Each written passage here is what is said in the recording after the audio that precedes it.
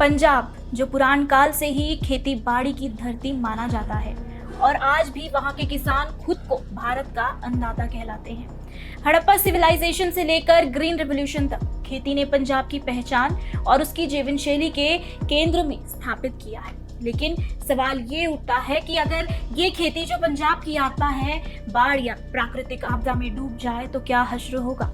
आज वही हाल पंजाब में देखने को मिल रहा है, तो चलिए देखते हैं। नमस्कार, मैं सताक्षी, स्वागत है आपका द पैम्फलेट में।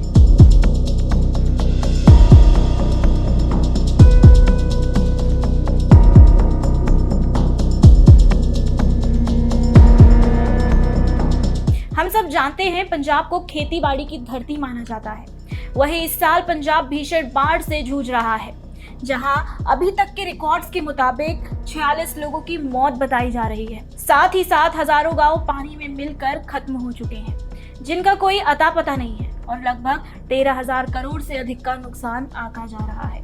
किसानों की सालों की मेहनत से उगी हुई फसल पूरी तरह से बर्बाद होकर मिट्टी के मलबे में मिल चुकी है। जिस स्थिति से अभी पंजाब जूझ रहा है उसे हम कभी सोच भी नहीं सकते, क्योंकि गांव का बुनियादी ढांचा पूरी तरह से मिट्टी के मलबे के साथ घिर चुका है। अब वही 9 सितंबर 2025 को प्रधानमंत्री नरेंद्र मोदी गुरदासपुर जिले का दौरा करने जा रहे हैं। अब इस दौरे का उनका ऑब्जेक्टिव बाढ़ से प्रभावित किसानों और परिवारों से मुलाकात करना है, जहां वो उनकी तकलीफों को लेकर उन सभी से बात करेंगे।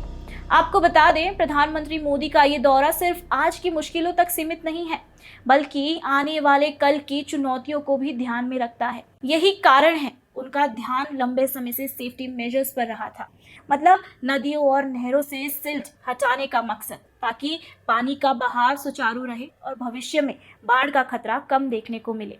इस बीच भाजपा पंजाब ने ट्वीट करके कहा कि पंजाब को केंद्र सरकार कभी अकेला नहीं छोड़ेगी, यानी प्रधानमंत्री मोदी दुख सुख में पंजाब के लोगों के साथ हमेशा खड़े हैं और केंद्र सरकार हर संभव सहायता देने के लिए निश्चित रूप से पंजाब के साथ है।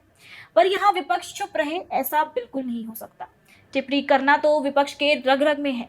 अब पंजाब कांग्रेस अध्यक्ष अमरिंदर सिंह ने 2 सितंबर को सवाल उठाया कि प्रधानमंत्री नरेंद्र मोदी अब तक बाढ़ प्रभावित इलाकों का दौरा करने क्यों नहीं आए। उस वक्त उनके पास हालात को कंट्रोल करने का आइडिया क्यों नहीं आया। उनका कहना ये भी था कि जब प्रधानमंत्री एससीओ समिट से लौट चुके थे तो पंजाब की तरफ ध्यान क्यों नहीं दिया गया। साफ तौर पर उनका कहना था कि उस समय प्रधानमंत्री मोदी ने पंजाब की फीलिंग्स को नजरअंदाज किया। अकाली दल के अध्यक्ष सुखबीर सिंह बादल की डिमांड साफ दिखाती है कि पंजाब के बाढ़ प्रभावित लोग सिर्फ सिंपैथी नहीं चाहते, बल्कि कॉन्क्रीट इकोनॉमिक रिलीफ भी चाहते हैं। उनके लिए लोन वेवर, तुरंत मुआवजा और 20,000 करोड़ का स्पेशल फ्लड रिलीफ पैकेज किसी अर्जेंट लाइफलाइन से कम नहीं है। मतलब साफ है कि वो बीजेपी लेड सेंटर पर प्रेशर बना रहे हैं ताकि पंजाब के लिए एक बड़ा पैकेज अनाउंस किया जाए। कांग्रेस और आप पार्टी के इल्जाम खत्म होने का नाम ही नहीं ले रहे हैं। उनका कहना है कि प्रधानमंत्री ना तो बाढ़ राहत पर ध्यान दे रहे हैं और ना ही 60,000 करोड़ के पेंडिंग फंड्स की रिलीज करने की तरफ कुछ बता रहे हैं। विपक्ष की बयानबाजी रुकने का नाम नहीं ले रही और हर बात सिर्फ और सिर्फ सेंटर पर बात फोड़ी जा रही है। बट इन रियलिटी इस समय सबसे जरूरी कोऑर्डिनेशन और जमीनी काम है। ऐसे माहौल में पंजाब भाजपा बार बार ये मैसेज देने की कोशिश कर रही है कि वो सिर्फ राजनीति करने के लिए नहीं, बल्कि सच में फ्लड रिलीफ के लिए रेडी है। पर विपक्ष साफ तौर पर राजनीति में व्यस्त नजर आ रहा है।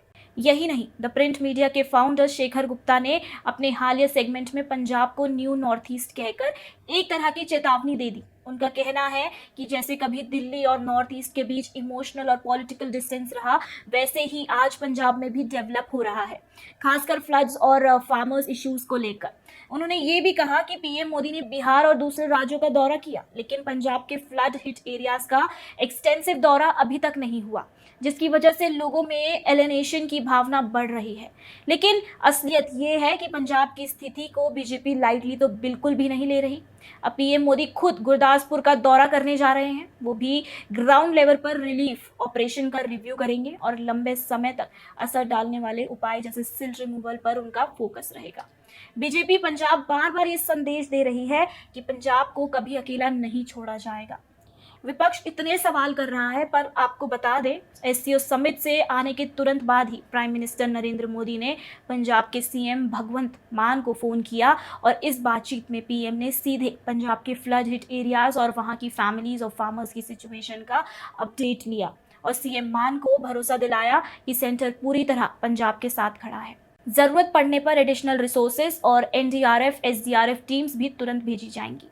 ये कॉल सिर्फ एडमिनिस्ट्रेटिव स्टेप नहीं था, बल्कि एक पॉलिटिकल और पब्लिक रीअश्योरेंस भी था। इससे साफ मैसेज गया कि इंटरनेशनल लेवल की कमिटमेंट्स जैसे एससीओ समिट पूरे करने के तुरंत बाद भी पीएम डोमेस्टिक क्राइसिस को इक्वली प्रायोरिटी देते हैं। अरविंद केजरीवाल ने पंजाब में बाढ़ को लेकर बीजेपी पर कई सवाल उठाए और यहां तक आरोप भी लगाए कि केंद्र सरकार और प्रधानमंत्री मोदी टाइमली रिलीफ और फंड्स रिलीज में ध्यान नहीं दे रहे हैं। उन्होंने ये भी कहा कि पंजाब के लोग मदद के लिए इंतजार कर रहे हैं और बीजेपी कथित तौर पर पर्याप्त कार्रवाई नहीं कर रही है। लेकिन हकीकत ये है कि इस वक्त पंजाब में स्थिति बेहद गंभीर है। खेत पानी में डूबे हैं, किसान और परिवार परेशान हैं। ऐसे में ये सवाल उठता है कि केजरीवाल आजकल आप खुद कहाँ हैं? जबकि पंजाब परेशानी से जूझ रहा है, वो खुद गुजरात की रैलियों में व्यस्त हैं और अपनी राजनीतिक कार्यक्रमों में समय बिता रहे हैं। विपक्ष के डबल स्टैंडर्ड्स कभी खत्म नहीं होंगे। उनका काम सिर्फ सत्ताधारी सरकार को गिराना है और नीचा दिखाना है। पंजाब की बाढ़ जैसी गंभीर आपदा के दौरान विपक्ष सिर्फ ब्लेम गेम और राजनीति में उलझा दिख रहा है। कांग्रेस, अकाली दल और आम आदमी पार्टी के सवाल और आरोप वास्तविक ग्राउंड सिचुएशन से पूरी तरह अलग हैं। जबकि अरविंद केजरीवाल गुजरात में रैलियों में व्यस्त हैं, प्रधानमंत्री मोदी ने एससीओ समिट से लौटते ही तुरंत एक्शन लिया, सीएम भगवंत मान से कोऑर्डिनेशन किया और ग्राउंडेड लेवल पर रिलीफ ऑपरेशन की रिव्यू के लिए दौरे की योजना बनाई। इस संकट में साफ नजर आ रहा है कि जहां विपक्ष केवल बयानबाजी और आरोप लगाने में व्यस्त है, वहीं बीजेपी और प्रधानमंत्री मोदी पॉजिटिव डिसीजन और आम नागरिकों की जरूरतों को लेकर रियल सोल्यूशन पर काम कर रहे हैं। जय हिंद, जय भारत।